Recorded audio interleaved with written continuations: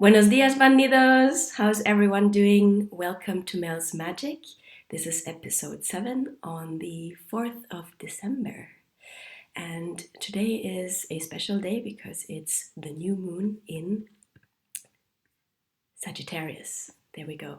At the same time, it's also a total solar eclipse. Not sure if we can actually see it from Spain, but I'm going to check the areas later where they're visible. If you are in one of those areas, yeah, it should be exciting. Yeah, I'm feeling better. I'm back to my feet. I also prayed to my angels, especially Raphael and Matariel. Send me some healing energy because I said, hey, I've got to be back on my feet. I want to do so many things. I need my energy back. And they helped me. So I'm feeling much better today, decongested, and felt energized enough to go on a walk. As you know, it's one of my morning rituals to go on a walk. And I feel blessed enough to live in an area where I literally walk out of the door and walk into paradise. So I live in Javia. It's a town in Costa Blanca in Spain.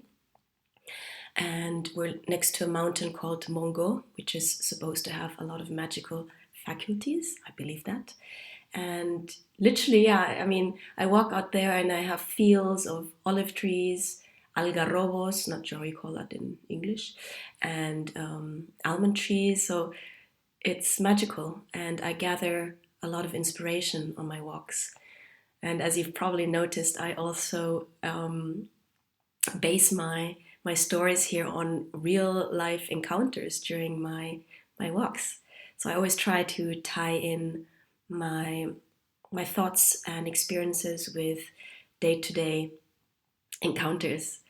I feel like the universe actually it's a way of me relating to the universe in real life, in real time. There we go. So today might be a little bit longer than the usual videos, just because I thought about it and I've been following the lunar cycle all year. I've tried to really make a ritual for every new moon and every full moon because it just helps me to synchronize with nature. It's one way of synchronizing with nature, no? And it's and synchronizing with a larger cosmic time as well, yeah. So again, we live in an area here where the moon is really visible. We don't have a lot of city lights or any lights actually, so the moon and the stars are visible, and I found it quite soothing to make these offerings and release ceremonies, especially during full moon, and have a deity, the lunar deity, as the celestial body to receive those prayers, no? So today with the new moons mark new beginnings, a fresh start. But this new moon in Sagittarius combined with the solar eclipse is actually quite a specific event. So I'm kind of paraphrasing from this website called bustle.com. And I want to tell you a bit about this celestial event happening today. So since June 2020, the eclipse cycle has woven an ongoing story of growth and change in our lives related to communication, learning, and expanding horizons. So while it may bring new beginnings, the events surrounding this eclipse will also feel like a culmination. We're approaching the conclusion of a current life chapter and being asked to walk through new doors to embrace an unknown adventure. So having read the significance of this new moon in Sagittarius combined with the solar eclipse and being aware of, the coming we're approaching the end of the year, and really, taking stock of the year and, having a conversation with myself essentially, on what needs to go and where I am with in my journey, and what needs to go and what do I want to keep. When I ventured out into my walk this morning, my intention was to come to some kind of conclusion. And this is a bit personal, but I think it may resonate with someone out there, because I feel actually this year I've been part of a huge soulmate cycle called the twin flame journey. And in my case, I met my well, actually we physically met. It's quite crazy. We physically met in 2019 in Mexico. Didn't know it back then, but I realized this year that, wow, um, that's him. It's the most illogical. If you're part of the cycle, you will know what I'm talking about. It's the most illogical encounter I have experienced in my life. So my German part, my German brain was like, what the hell is this? This is insane. It doesn't make sense, and like, you're just projecting, Melanie. And part of it was true, but the essence of this connection with this particular person was a form of knowing. So it went beyond all of my, trying to figure it out in my head, logical reasoning. It was au-delà, as the French would say. No, it was beyond that. So I just had to, at some point, accept it, because it was useless fighting against it. So I've been in this cycle, I guess, since 2019, unconsciously, but consciously this year. And I don't know if you know about the twin flame journey, but it's essentially where, there's certain souls in our lives that we meet, and that we may have met in past lives. And they are catalysts, huge catalysts for our spiritual growth. Basically, a twin flame is a mirror, a mirror of your own soul. It's like your soul split into two, and the other person is the other part of your soul. It's crazy. I recognized him actually through voice. When I heard his voice, I recognized on a soul level the resonance of his voice, and it was just like boom. My soul recognized his soul. Actually, I'm not sure if that was the case for him, but it's something that I want to claim as just a knowing. It's my truth. So, as you may know, the twin flame journey is hard, and basically because the other person mirrors all of your own insecurities. And let's face it, no, who wants to face their own insecurities? It's like it's ego work. You have to disassemble, deconstruct your ego, and that's not an easy job. So it's also known that often twin flames spend a long time in separation because they need to heal and become whole on their own. So that's been pretty much my experience. We resonated, we shared a very profound connection, spiritual connection, and it then kind of all came to a screeching halt, or a very abrupt and painful ending, precisely because the other person mirrored in me my own fears, my own greatest fears. And there is no greater vehicle or power that brings out our greatest fears but love. It's especially in our romantic encounters, where we are brought face to face with our greatest fears, because you basically, love requires us, true intimacy requires us to be vulnerable, to expose yourself, not to risk showing all of yourself, your true self. And that means in your nakedness, you stand there not only with your beautiful parts, but in your entirety, and that means your ugly parts too. So the exposure is a great, it's scary, let's put it that way. There is a beautiful story on this dance between counterparts, and the way lovers have to process and face fear in order to come closer together. And it's called The Skeleton Woman by Dr. Pinkola Estes, in her beautiful book, Women Who Run with the Wolves. I highly recommend it if you're into mythology, storytelling. She has symbols. Working with symbology, she has a beautiful way of meshing the archetypes into and pulling from different cultures, a bit like Joseph Campbell, and presenting these stories from different cultures to illustrate how, that basically it's the story of the divine feminine, also reclaiming your power. In any case, back to the twin flame journey.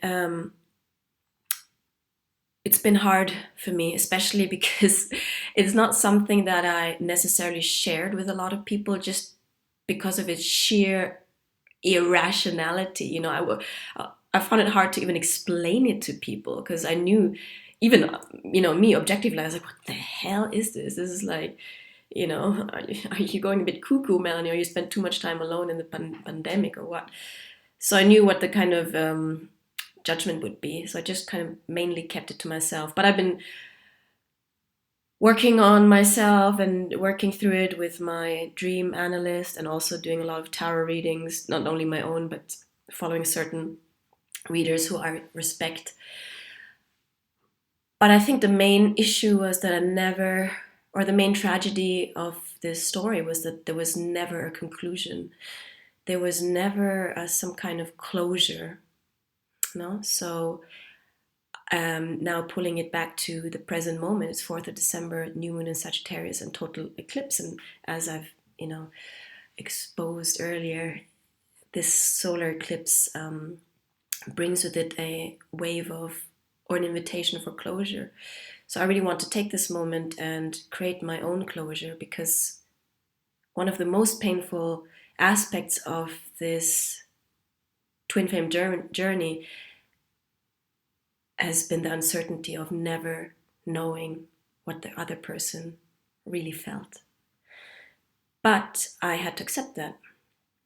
I felt a bit like I was standing at this kind of, when you're about to embark on a ship and you're standing there. I think it's like an Eat, Pray, Love also. What's his name? Antonio Banderas? Was it Antonio Banderas? He invited Julia Roberts to join him on this boat ride.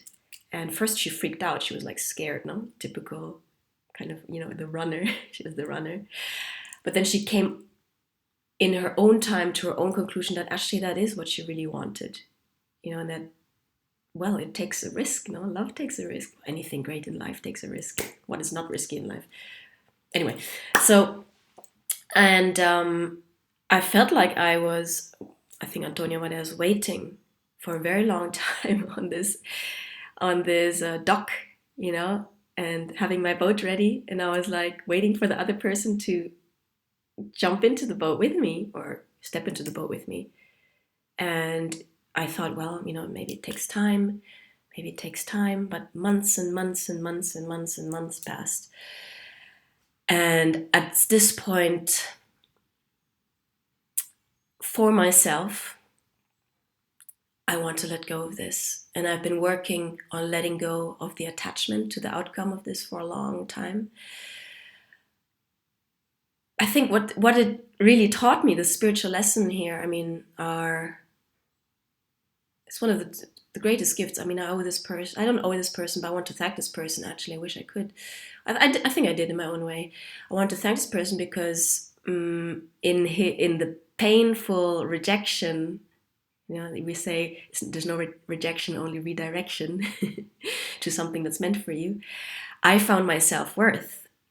So I came to the conclusion now that, well, the other person never showed up and might never show up. But the person I found there for me is myself, So although the other person I wished for and longed for and really loved, didn't show up to join the adventure with me, I showed up for myself. And actually, the hardest thing in this whole journey up to this point was really to walk away, to stop waiting, and to put my own self-respect and my own self-worth above the other person. It was the hardest thing to ever do, to walk away from someone you love because you had to choose yourself. But it's a great lesson, because at the end of the day, it all starts and ends with you. And nobody will respect you if you do not respect yourself. Nobody. And sometimes or often you have to choose you, you know. Sometimes there's nobody out there who's going to believe in you but you. You have to be your own cheerleader. You have to choose you. You have to believe in yourself and work on yourself. And it's painful because we all long for love. We all long for connection. But the most important thing is having a connection first and foremost with yourself. So I'm talking about all this because on my walk I went to two spots. I'm a very romantic person, so I had hidden 2 messages actually in 2 different trees, special trees I have, and they're 2 essentially love messages. But I told myself today, Melanie, if you really want to start this new year fresh, with no more attachments, then you have to, well, burn these messages. Because I felt actually that although I kept on telling myself that I had let go, I was no longer attached, I think I was deceiving myself, because a part of me was still holding on to the idea that this person might still show up. But this thought was keeping me energetically stuck. I have been noticing that it was a form of escapism, that I'm not able or haven't been able to pour all of this passion I feel inside into my projects, because part of me was holding back, waiting for this person. Now, this is not to point fingers or anything, you know, I'm not blaming the other person. It's a matter of self-awareness, no? And truthfulness. And as I said in episode 10, yesterday's episode, it's up to us to choose happiness. It's up to us to choose a different story beyond the victim story. So, as you can see, you know, it's a tough process. It's tough, but it's also incredibly beautiful because, as I said, in the end, I don't feel that anything was lost because I found myself, my true self-worth, you know. I have new boundaries. I will set standards, you know. It's easy, I think, to know what you want when you encounter it, but then to know what you don't want. I made a list of things I don't want when I meet another person, and just to remind myself what I will not put up with out of self-respect. So I have been gifted so much insight due to this twin flame encounter that I am grateful and very appreciative. And, you know, I'm not getting rid of these messages in spite or in a kind of negative energy. There is pain still, but it's, you know, I'm coming to realize more and more that pain, especially heartbreak, is essential for us to, you know, when your heart breaks, it breaks open. And there's no other way to perceive the beauty and fragility and just majesty of this life if our heart isn't open. There's a drawing of mine right there. It's like the drawing of burning heart, you know, the transmutation of pain.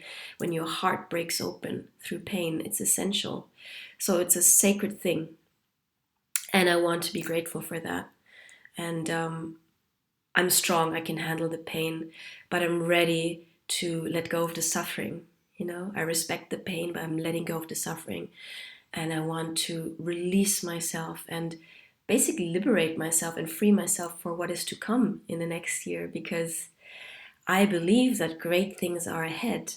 And I want to be there, able to receive them fully by being present and not tied to some ghost of the past. Yeah.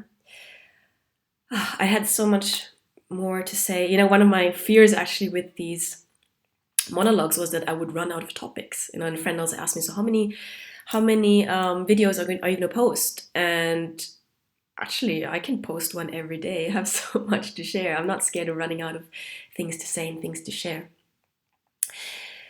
So with this message, I invite you to also take a look at the lunar cycle, maybe read a little bit about it, and maybe take some time to think about what this year has brought you, and maybe you have your own cycles that you want to bring to a closure. And another thing on closure, I was waiting for closure from the other person. I was waiting for something that I could anchor my closure in. But I'd also told myself, well, it's up to me to close the cycle, because by waiting on someone else, I'm giving away my power. So I rule my destiny. And it's time for me to close this. I choose this closure because I choose happiness.